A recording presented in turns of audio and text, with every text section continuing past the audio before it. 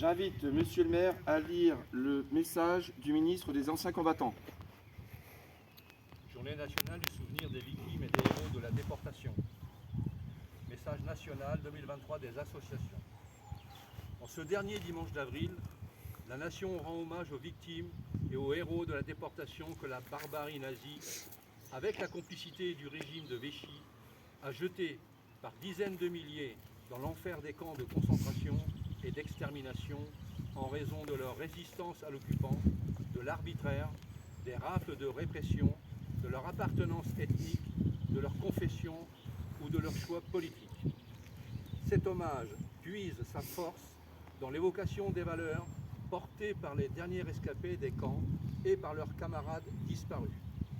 Le respect des droits humains, la dignité et la liberté, la tolérance, l'égalité et la fraternité.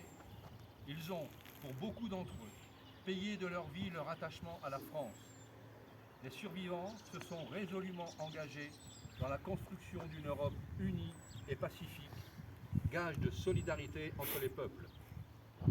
Le destin tragique des déportés doit interpeller la conscience et la raison de toutes les générations, car le combat n'est pas terminé.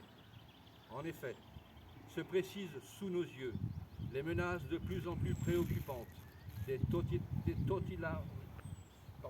totalitarismes de toute nature, du fanatisme religieux, du nationalisme et de la xénophobie, du racisme et de l'antisémitisme, de la remise en cause de plus en plus systématique des principes de la démocratie. L'actualité nous le rappelle cruellement. Les forces destructrices des dictatures s'attaquent à la souveraineté et à la liberté des peuples dans le monde. Sur notre continent, le martyre actuel du peuple ukrainien, dont le patriotisme et la résistance héroïque à l'agresseur forcent le respect, doit nous inciter à faire preuve d'une vigilance accrue.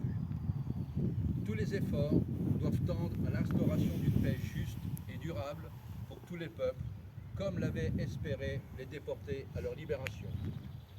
Les hommes et les femmes qui, dans les camps de la mort, ont fait de la dignité et de la solidarité un combat quotidien pour survivre à un système organisé de négation de la personne humaine, nous montrent, par leur exemple, la voie à suivre, celle de la résistance et du combat permanent pour la liberté.